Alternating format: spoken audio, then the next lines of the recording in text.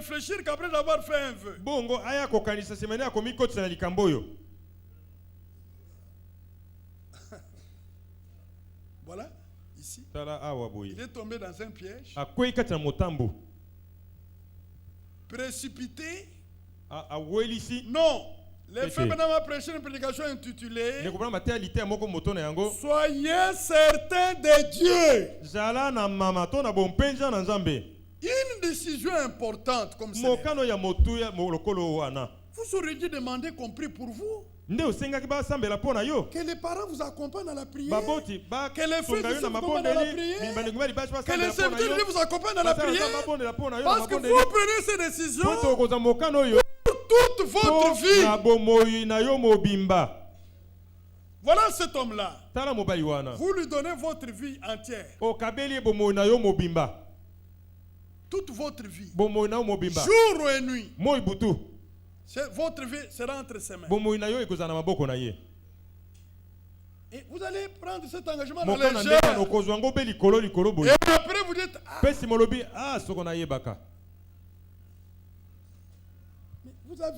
vous aviez l'autre de connaître. Pourquoi vous êtes pressé? Parce qu'il ne vous marie pas le même jour. L'autre sera prêt dans 3 ans. L'autre sera prêt dans 1 année. Pourquoi vous précipitez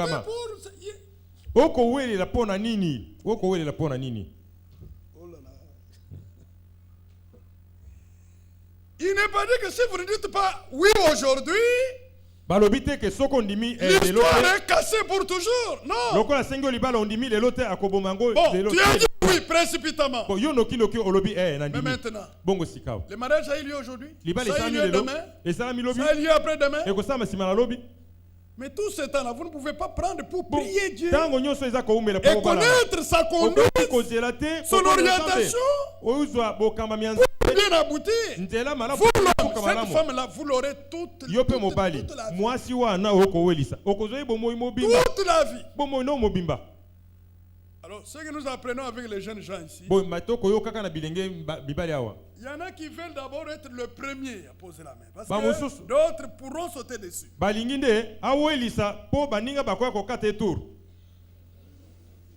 avant qu'elle ne vienne, n'avait-il pas vu les autres là? Soyez certains de Dieu. Posez des actes résolus.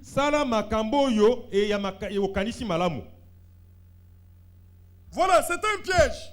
Ce n'est pas Dieu qui vous piège. S'il y a un piège, c'est que Satan vous a piégé. Et quelle est la suite? Quelle est la suite? Il y a des choses qui ne marcheront pas. Parce que la vie c'est un test. La vie, la réalité de la vie, c'est plus que ce que vous êtes là. Derrière vous là, il y a des événements qui viendront. Si Dieu ne vous soutient pas, vous pouvez même perdre votre petite vie. Derrière vous là, il y a des choses. Devant vous là, il y a des choses. Dans le Seigneur. À un moment, vous arrivez à vous que même la beauté de la femme là, ça ne répond plus. Rien ne répond. Il faut seulement que Dieu vous soutienne. Mais il faut être dedans avec Dieu.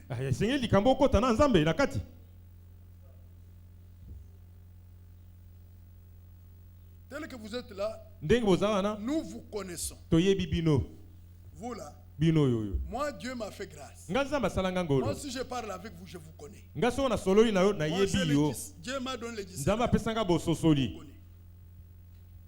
Il y en a, des frères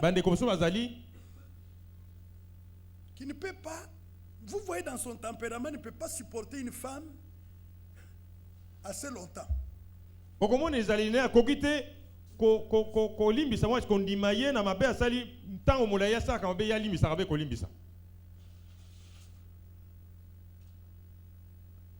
Ce n'est pas seulement l'homme qu'il faut préparer au mariage. Merci frère. L'homme aussi doit être préparé au mariage. L'homme doit se préparer au mariage. Ça, c'est très important. On met l'accent sur la femme. Vous savez, quand il y a des jeunes filles, souvent j'utilise la sœur Mamie.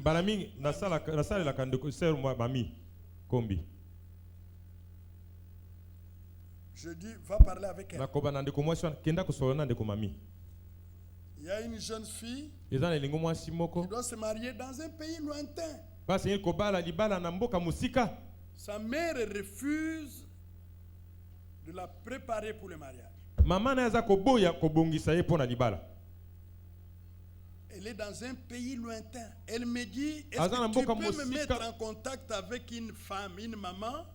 Mwana wana ya mwasi alobinanga utamboka musikete okoko changa na bokutana mama moko to mwasi moko boye kuna qui peut m'instruire wala koki kotangisa nga makambo sur le mariage. Na itali libala. Je suis venu voir mamie, j'ai dit mamie. Ne kotala mami na lobine mami. Je vais te donner du travail. Na kopesa musala moko. Quelqu'un, une jeune sœur, va mwasi moko boya kobenga yo que tu l'aides. Osalisa ye. Parce qu'elle le fait très bien. Moi, j'ai confiance en elle. Alors? Boye.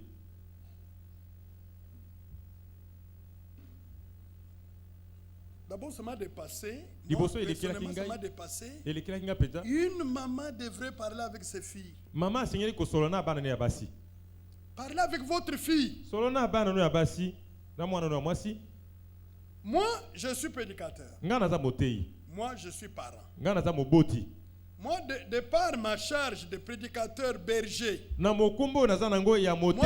je peux vous parler de tout. Sans me retenir. Pourvu qu'on arrive à un résultat acceptable. Mais ce serait plus aisé si c'est une femme qui leur parle. Une maman qui l'instruit avec amour. Avec douceur et patience. Dans tous les domaines. Mais vous aussi. Acceptez d'être instruite. Il y en a qui sont orgueilleux. Quand on leur dit, regardez comment on fait. Comment on prépare les lits. Ah, moi je connais depuis chez mon père. Mais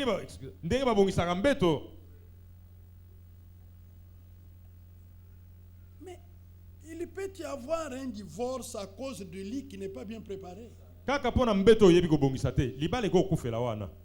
peut entrer dedans, grossir cette chose comme une question de vie ou de mort. Mais il va la prendre où? Elle ne sait pas faire les lits.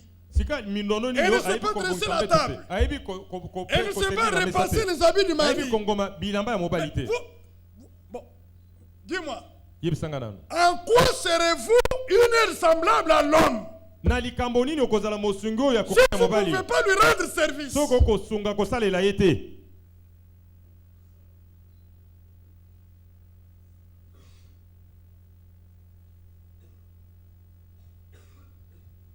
Au village, nos mamans envoyaient les filles chez les grands-pères, les grands-mères pour leur apprendre ces choses. Pour casser les tabous. Remarquez que les grands-mères introduisaient un peu de l'humour dans leur relation avec le petit-fils. Ou les grands-pères. Il y avait un peu de l'humour. Les grands-pères qui appellent la petite fille,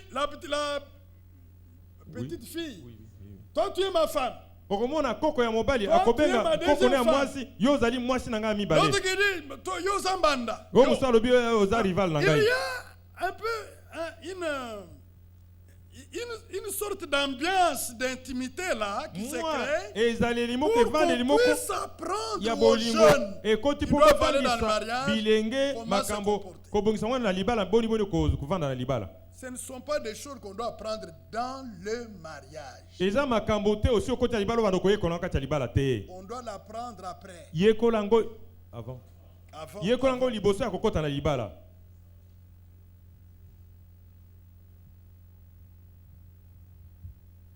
J'ai une petite fille là. Lydia, la fille de mon frère. Charles. Je jette la fleur à la sœur Mamie. Pour cela. Cette fille, elle peut tenir la table. D'ailleurs, quand vous allez la voir, comment elle travaille. La cuisine est propre. Quand elle vous sert, tout est propre, bon, elle est lente néanmoins. Elle fait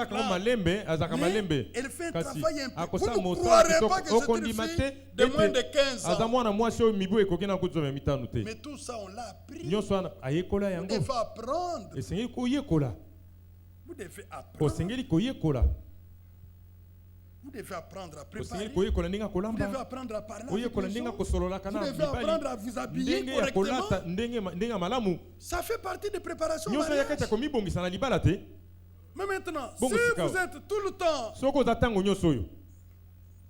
Mais il y a certaines sottises des enfants qu'il ne faut pas suivre. Si vous voulez gagner quelque chose dedans.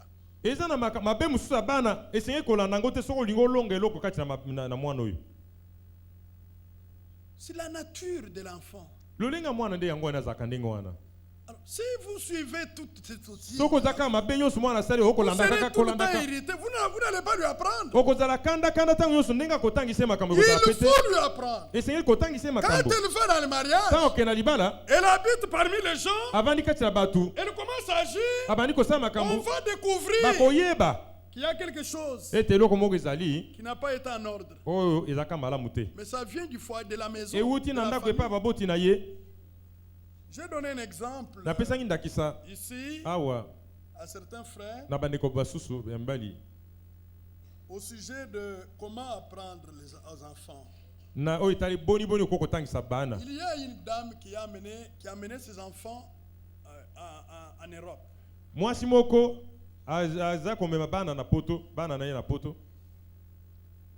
Il habite l'Europe, il est venu ici avec un enfant parce qu'il voulait ramener l'enfant d'un autre membre de famille là-bas.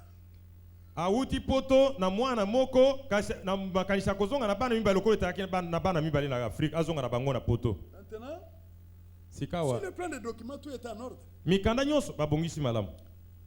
allé, il arrive à l'aéroport en Europe. Il y avait une dame là-bas à l'immigration. Regarde la femme. Regarde les enfants. Dit non. Bon, d'où viennent les enfants? Non, les enfants aller en Afrique. La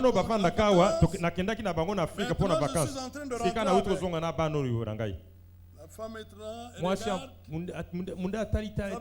Les blancs n'arrivent pas bien à discerner la différence entre les visages des noirs. Vous pouvez les tromper facilement. Alors la dame dit non. Cet enfant vient réellement de l'Europe. Il était ici. Mais celui-là, non, sont mes enfants. Ils sont toujours ici. Il dit bon, il n'y a pas de problème. On va faire un test. Achetez-moi 2 bananes. On est allé acheter 2 bananes. On a donné aux 2 garçons. Il dit allez, mangez la banane. Il a ouvert. Ils ont ouvert. Celle qui venait de l'Europe. Et l'autre, quand il a terminé, il a pris la pelure et là j'étais par terre. L'autre, quand il a terminé, les gens regardaient. Ils n'ont pas fait de commentaires. L'autre, quand il a regardé, maman, où est la poubelle? Il dit, vous avez vu? Celui-là vient de l'Afrique. C'est fini. La chose est claire. Comment on peut travailler dans la cuisine, il n'y a pas une poubelle là-dedans?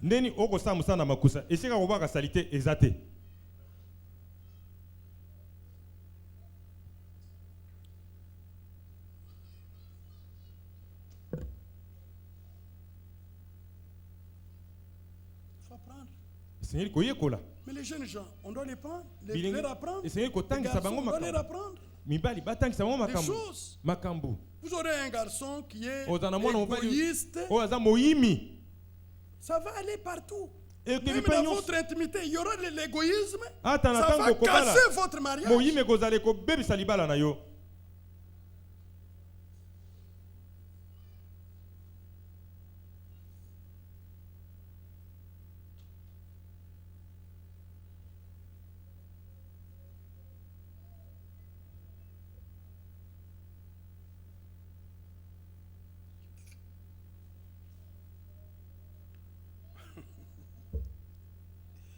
Bon, alors maintenant, et voilà, l'homme se lève,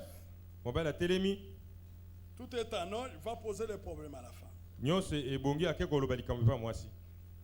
Je t'aime, je te veux pour le mariage. La femme a entendu.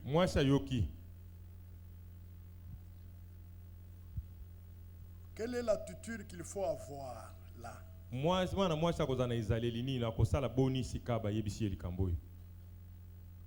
La première difficulté pour une femme à ce moment-là, est-ce l'homme qu'il me faut pour la vie? Vous devez avoir une certitude dans votre cœur, une conviction dans votre cœur.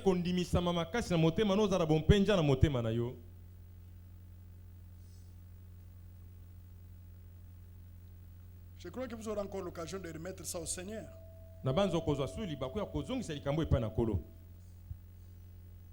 réponse viendra de vous-même, de votre cœur. Votre père pourra casser si ce n'est pas ça. Il en a le droit. Est-ce que c'est clair? Mais c'est la femme qui doit dire oui ou non. Comme il y a beaucoup d'influence dans ce domaine de mariage, je crois qu'il serait bien pour un homme et pour une femme, avant de répondre, de remettre la chose au Seigneur.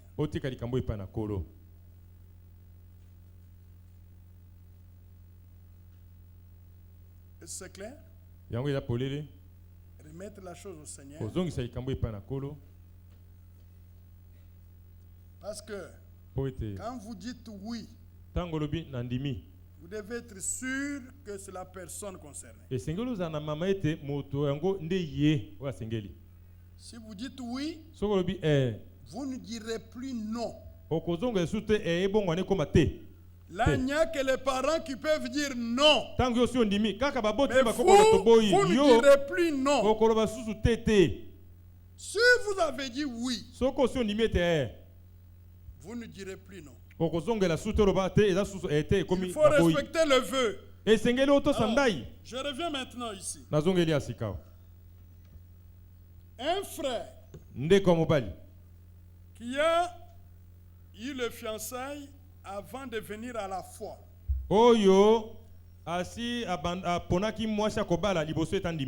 Se sont acceptés. Évidemment que les parents ont été d'accord. Ils sont fiancés avant de venir à la foi. Peut-il renoncer à ce mariage au cas où sa fiancée ne se convertit pas?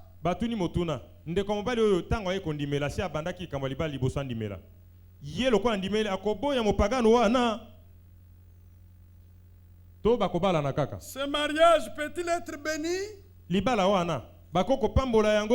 Écoutez-moi bien ici.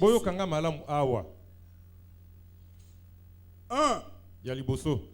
Lorsque le mariage est contracté, les fiançailles, en âme et conscience, encore approuvé par les parents. Parce qu'on n'a pas précisé ça. Je prends ce contexte-là.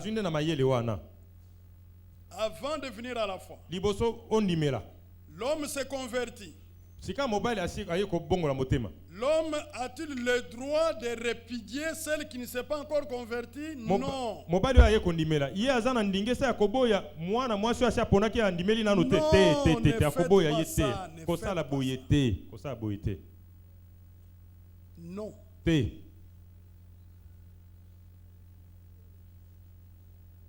Non. Te.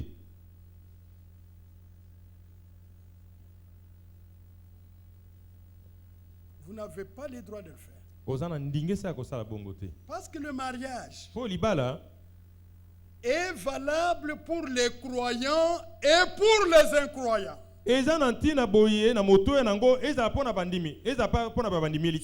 n'est pas avec une femme d'autrui ou une fiancée à quelqu'un, ainsi de suite, vous n'avez pas le droit de faire ça. Si vous avez fait ça dans l'ignorance, que Dieu vous soit miséricordieux.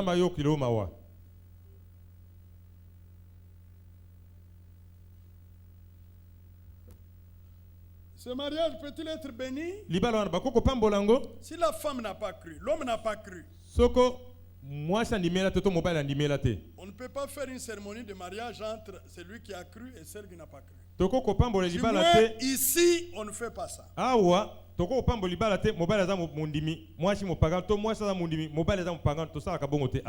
vous devez avoir cru. Vous devez avoir accepté la parole. Est-ce que c'est clair?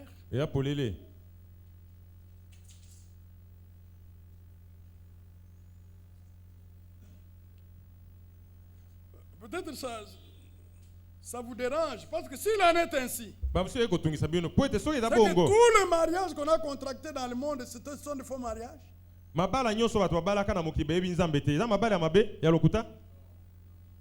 Non. Ne faites pas ça. Laissez ça. Il se retrouve dans le cas où un homme est croyant, une femme est non croyante. Mais maintenant, même quand il faut pour se séparer, ça va un peu briser votre connaissance, mais prenez 1 Corinthiens 7.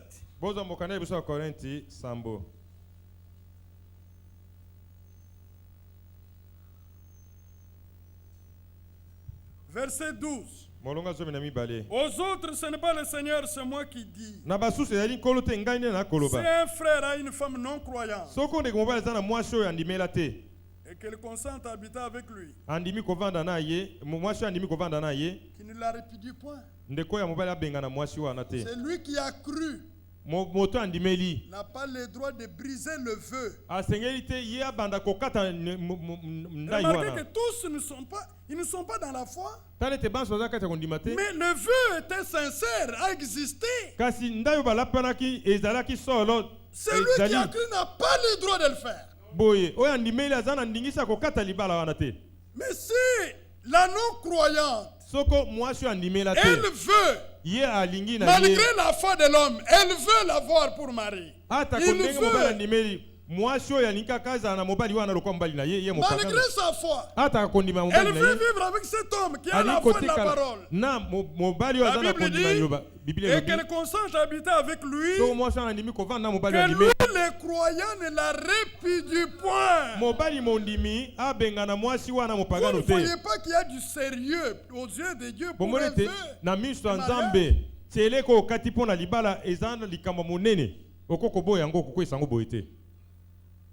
Verset 13.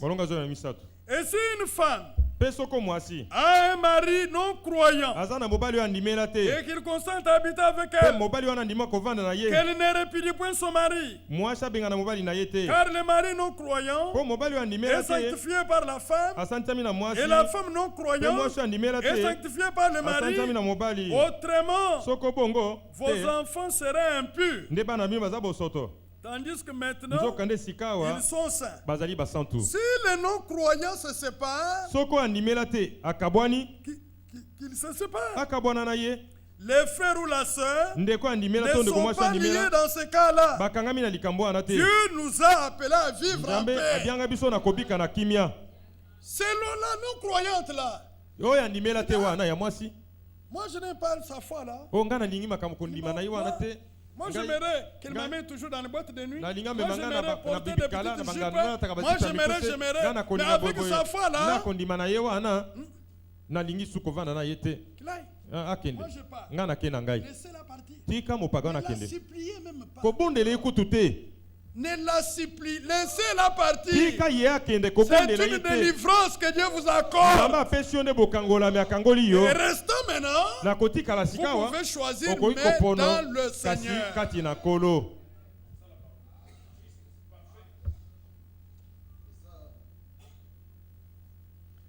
Deuxième question. Les couples qui sont mariés dans le monde, venus à la foi, est-il nécessaire ou obligatoire que ce couple soit béni?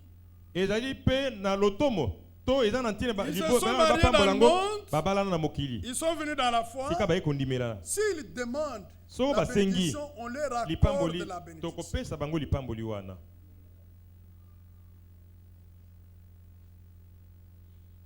C'est clair. D'ailleurs, je ferai une cérémonie de mariage ici. Comme même si c'était des jeunes gens qui se marient. Avec une colonne d'enfants à gauche, à droite ici. Oui. Je le ferai. Vous savez pourquoi on ne bénit pas moi ici? Les jeunes gens qui marchent dans la désobéissance. On ne peut pas. Ceux qui ont connu la chose dans l'ignorance, qui viennent à la vérité, ils connaissent la vérité. S'ils demandent la bénédiction, je le ferai volontiers. Je ne sais pas si c'est clair.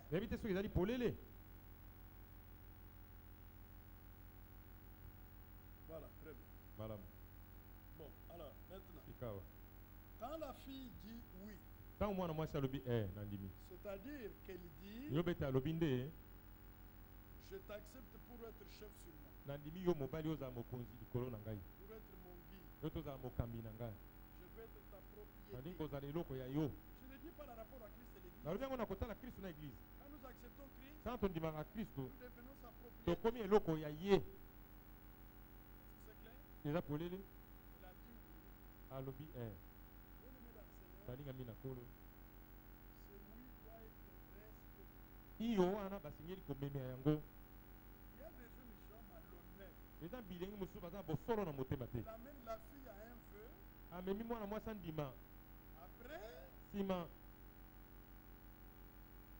elle voit encore une autre plus belle que celle-là, elle tombe dessus. Une autre plus belle, elle tombe dessus. Vous êtes malhonnête. Vous ne devrez pas faire ça.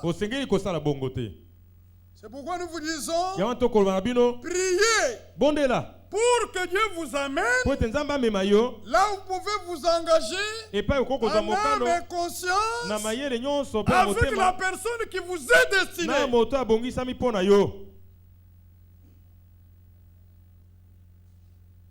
Il y a des situations que nous avons connues ici. Il y a des jeunes gens qui sont sortis. Nous sommes chrétiens avec vous. Aujourd'hui,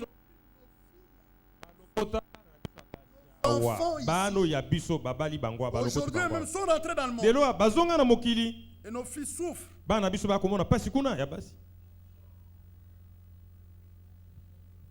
Ils sont rentrés dans le monde.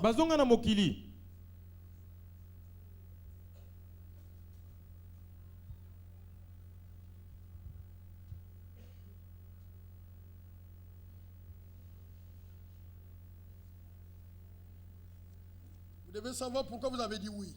Vous avez fait votre vœu là. Parce que quand vous avez demandé, elle a accepté. Le mariage, c'est le vœu. Mais vous n'êtes pas obligé de vous connaître dans la chair. Parce que ces vœux-là n'ont pas encore été amenés dans la présence de Dieu pour la bénédiction.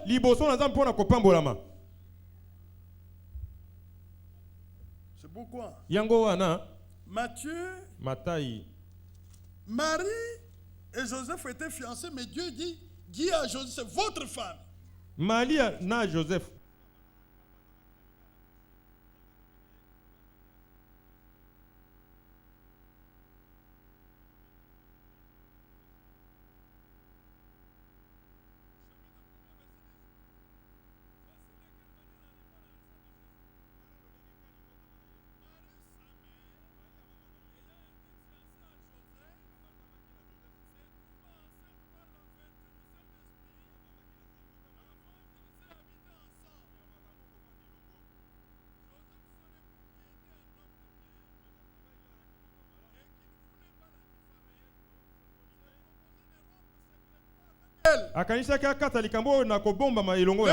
Comment elle est enceinte?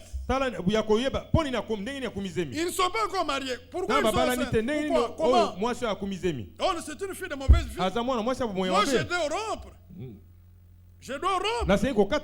Ça, c'est Joseph. Verset 20. Comme il y pensait. Voici un ange du Seigneur lui apparut en songe et dit, Joseph, fils de David, ne crains pas de prendre avec toi Marie, ta femme. Marie, ta femme. Alors qu'ils étaient fiancés, c'était sa femme. Lorsque le feu a eu lieu entre un homme et une femme, c'est déjà un mariage. C'est cela le mariage. La bénédiction à l'église, ce n'est pas l'église qui vous donne le mariage. L'église demande la bénédiction sur le mariage. Mais le mariage, c'est le vœu. Est-ce que c'est clair maintenant? C'est pourquoi les frères Banam, les prophètes, ils ont donné un conseil.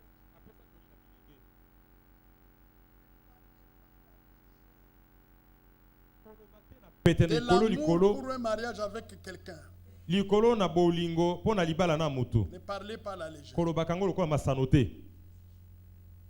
Vous l'amenez à dire oui. Et ensuite, vous vous rétractez. Ne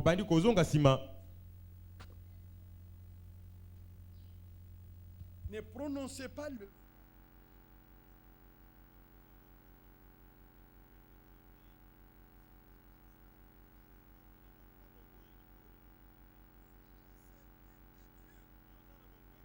Avant de faire ces choses, parce que quand vous allez demander le mariage, vous l'avez, il a dit oui. Elle est votre femme là. Et que vous ne devez pas toucher jusqu'à ce que les parents reçoivent leur dot, jusqu'à ce que la chose est venue à l'église. Si dans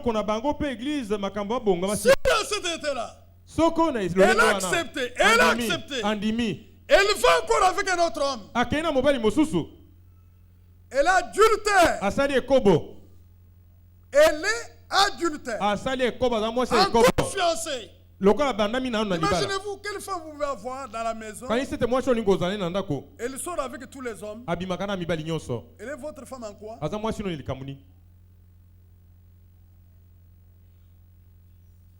C'est pourquoi elle ne peut plus aller avec un autre homme. Si elle va avec un autre homme, elle a adultère.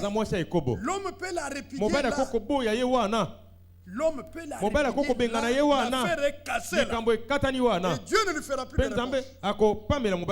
Et si vous lui pardonnez, c'est pardonné.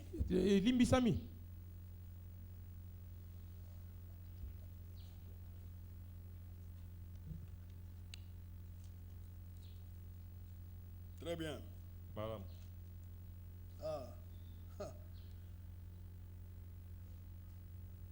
Je les ai.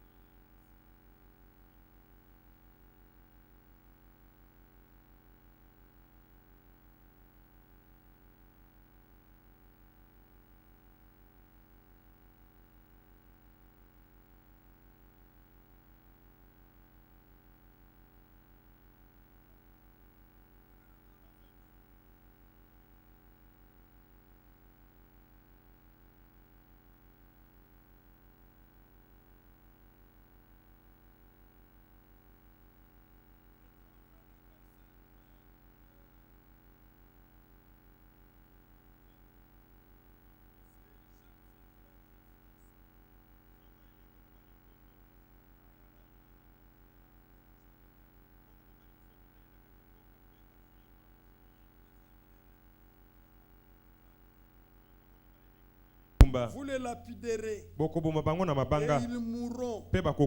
La jeune fille pour n'avoir pas crié dans la ville. Et l'homme pour avoir déshonoré la femme de son prochain. Voyez, elle est fiancée. Mais on dit la femme de son prochain. Ça devait adultère. Est-ce que c'est clair?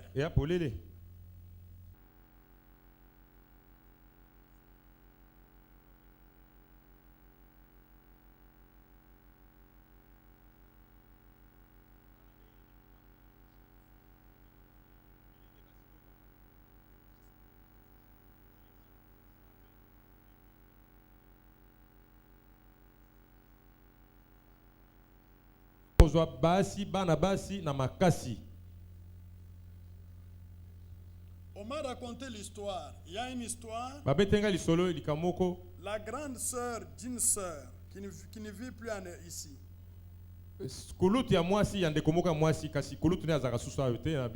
Cette grande sœur, elle est militaire.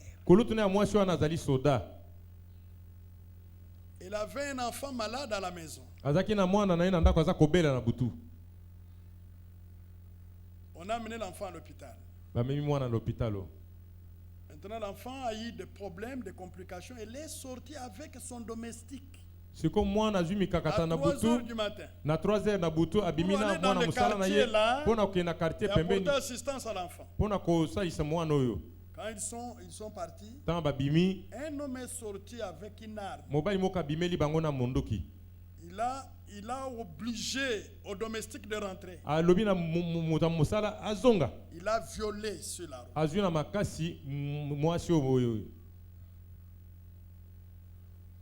Heureusement, on a pu arrêter ces gens-là pour qu'ils soient jugés. Mais elle, quand vous la voyez, moi je la connais, c'est une femme, mais devant une arme. On m'a raconté l'histoire d'une femme ici. À 19h, une femme descendait là. Un homme était là. Il était toujours devant elle. Quelle femme, quelle belle femme. L'homme ne voulait pas la quitter. Elle prend le taxi pour descendre. L'homme aussi suit. Non, la femme réalise que c'est une vieille femme. Non. Il arrive au niveau de l'hôpital là.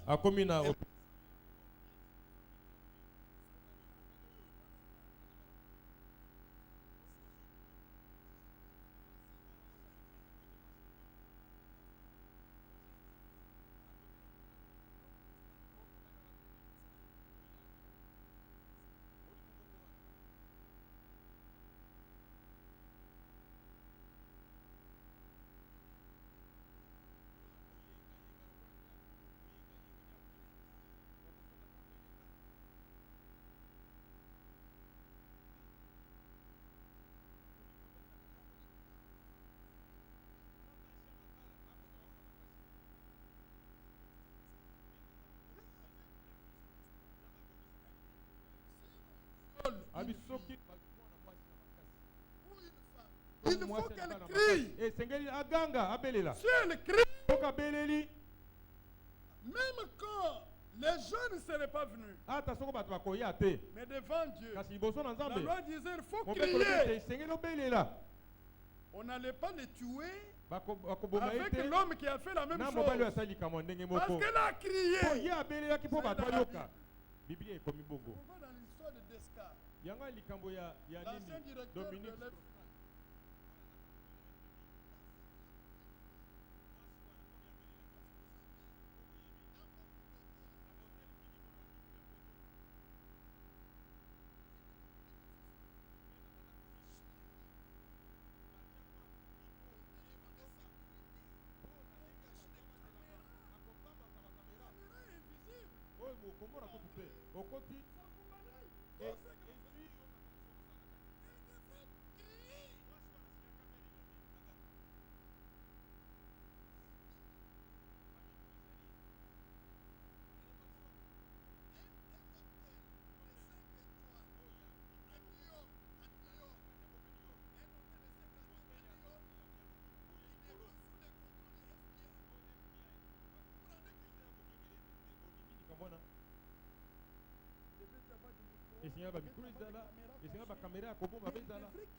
Moi si pas c'est ko gang.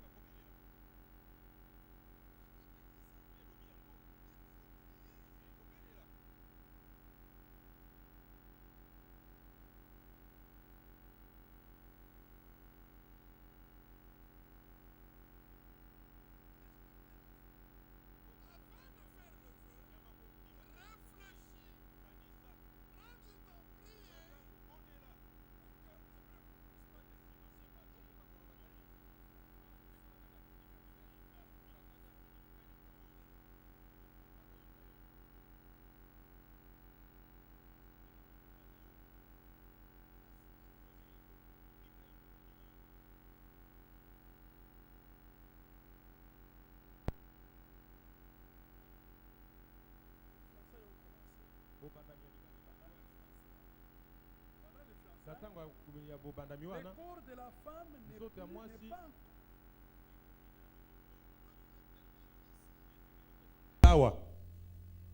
Est-ce que vous comprenez ça? Vous vous gardez. Je suis contre les fiançailles prolongées.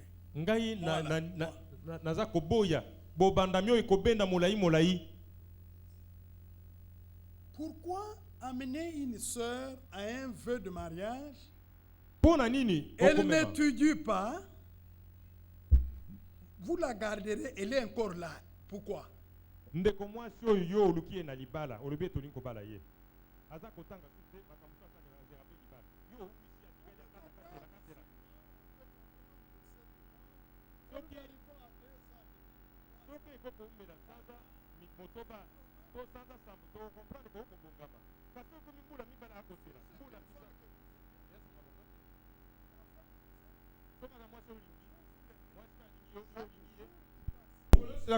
Ça exige que vous vous voyez, que vous vous parlez. C'est la loi de l'amour. Que vous vous parlez, que vous vous voyez, et l'amour augmente de plus en plus. 4 ans, 3 ans. Il aurait fallu ne pas faire le vœu, attendre que vous soyez prêts, que faire un vœu, faire attendre la femme pendant des années comme ça. Elle attend quoi? Parce qu'elle n'étudie plus. Elle attend quoi? Qu'est-ce qu'elle attend?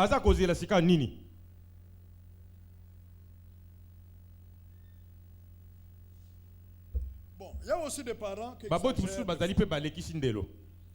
connais un frère, il est serviteur. Il est à l'intérieur. Il est fiancé à une soeur, avec une soeur qui est à Rigini là.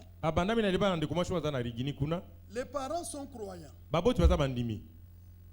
On lui a dit, si vous voulez avoir cette femme, vous comptez $4,000, vous mettez là. Si vous n'avez pas, il n'y a pas mariage. Même 2000, vous ne pouvez pas prendre. Si on ne voit pas 4000, il n'y a pas mariage.